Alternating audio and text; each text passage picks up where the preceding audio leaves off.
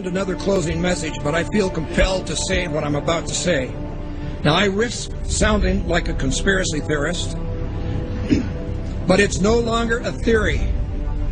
What I'm about to say is fact. The secret organizations of the world power elite are no longer secret. They have planned and are now leading us into a one-world communist government.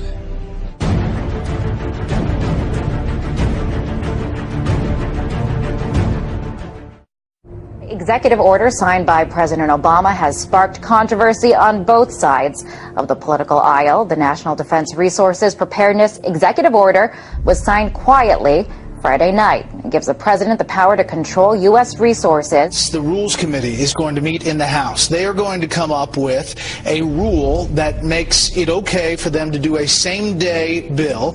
So they'll pass this rule. It's, believe it or not, called martial law. This would give the President of the United States the authority to declare basically martial law during times of peace. There are new disturbing developments out of Washington tonight regarding the President's belief that he has the legal authority to assassinate U.S. citizens.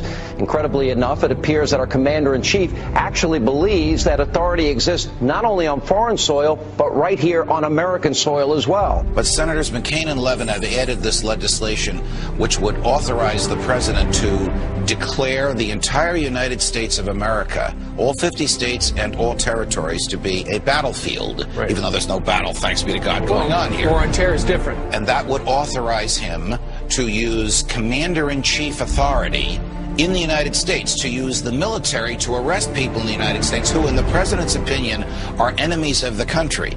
Particularly to hear President Obama claim the power to keep people in prison indefinitely with no charges against them, no conviction, no sentence, just imprisonment. Joining us now is former Secret Service agent Dan Bongino. Dan, thanks a lot for joining us. What do you mean there's no such thing as gun control, only people control? Tell me what that means.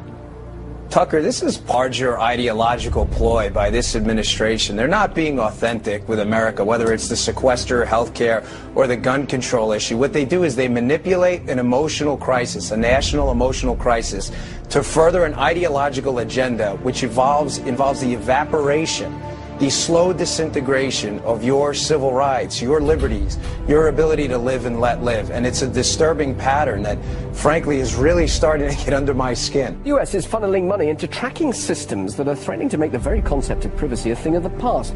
It could mean people's every move being used against them to keep them under surveillance. The information age was an era nearly everybody embraced. But today's surveillance age, experts say, is a reality almost no one can escape. David, why does the DHS need 450 million hollow point bullets? That kind of ammo that they purchased from ATK, hollow point ammunition, as you had explained, it's designed to, tear through human flesh and then expand. It's designed to kill people. This is not the optimal kind of ammo you would buy for target practice. It's more expensive and it's more precise. Do you think this is a sign that they're preparing for some sort of mass civil unrest? So they have an open bid right now, DHS, for even more ammunition, for 175 million rounds of .223 caliber rifle ammo. It's almost identical to the ammunition used by NATO peacekeeping forces. So that's very interesting. Are they planning on some kind of widespread economic unrest in the U.S. that would require NATO forces to help us out? $500 million in surplus military weaponry from the Pentagon, which is authorized through the Pentagon's 1033 program. During the late 70s, Congress passed legislation called Posse Comitatus, barring the military from operating on American soil. And in the early 80s, there was an effort to circumvent that in Congress by arming police with military-grade weaponry. And now we're seeing that play out in the streets. People in the inner city in the U.S. have been experiencing this. So civilians in the U.S. are now up against basically military-style policing.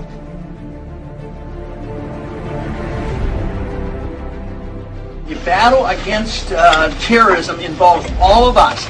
Everybody in this country is a potential terrorist. The Department of Homeland Security sent to law enforcement agencies across the country warning about the potential for an increase in right-wing extremist activity. It warns about groups and individuals dedicated to single issues like abortion, immigration, and gun rights. Tonight, our focus is on every American's right to freedom of expression and freedom of religion. It's the Christians who are under siege by government officials and anti-religion groups who think Christmas and Christianity have no business in the public arena. The Department of Defense has just issued a new list of extremists that should be watched. And on that, in fact, number one, past the Muslim Brotherhood and past Hamas, Hezbollah, number one, evangelical Christians. We begin tonight with a newly leaked U.S. Army military police training manual for what they are calling civil disturbance operations. The Army manual outlines the plan to kill rioters and demonstrators in America. That's right, they have plans to confiscate our firearms and kill American citizens on U.S. soil. This during a mass civil unrest, I guess, shooting innocent civilians perhaps.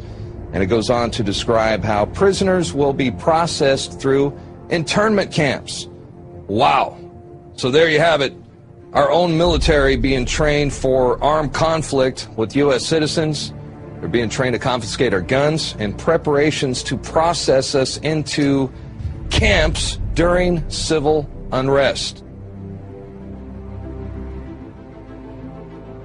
A pretty scary scene along the Chicago River turns out to be a military training exercise. There was nothing routine that folks reported about seeing the jarring as they witnessed the jarring scene of at least 3 Black Hawk helicopters flying at times in close order formation. Just in, a military drill in downtown Miami, complete with these Black Hawk helicopters, elite soldiers, and police officers swarming the street. Take a look, swing back over here. This may be involved in this training or not. Again, let me tell you what all of this is that we know of. It's a joint military training exercise involving local police, also military. Sight of Army helicopters and the sound of gunfire created a lot of concern this afternoon in one Houston neighborhood. There were armed men in fatigues, plenty of weapons, and what many thought were real live rounds.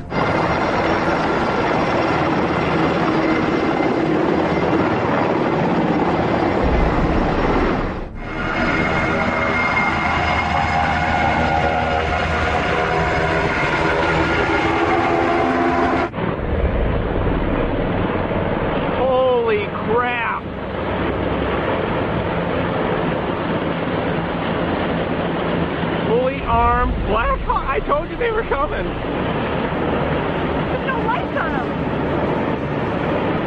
They're like bugs. So here's the article by Steve Watson. Military helicopters conduct covert exercises over U.S. bank buildings. This is all part of other drills going on to acclimate the public to being attacked by our own military that are happening here in the United States. Here it is. LAPD and elite military units conducted extraordinary counterterrorism training in the skies above downtown LA tonight. At one point, they made what appeared to be a drop-off at a park. Within seconds of landing, the helicopter was back in the air. It was a strange sight in the skies over Los Angeles. Military Special Forces flying a practice mission last night, and there are more exercises scheduled for today. The entire city of Boston is in lockdown. In the suburb of Watertown, police with guns drawn are searching door to door. I mean, we had martial law up there. FBI and all these agents coming in, closing things down, going to people's houses.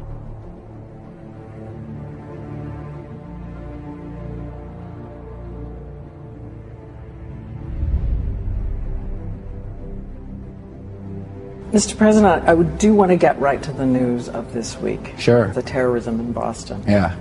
Many people have wondered if it took you right back to 9/11 when you heard it. Well, at first, I was deeply concerned that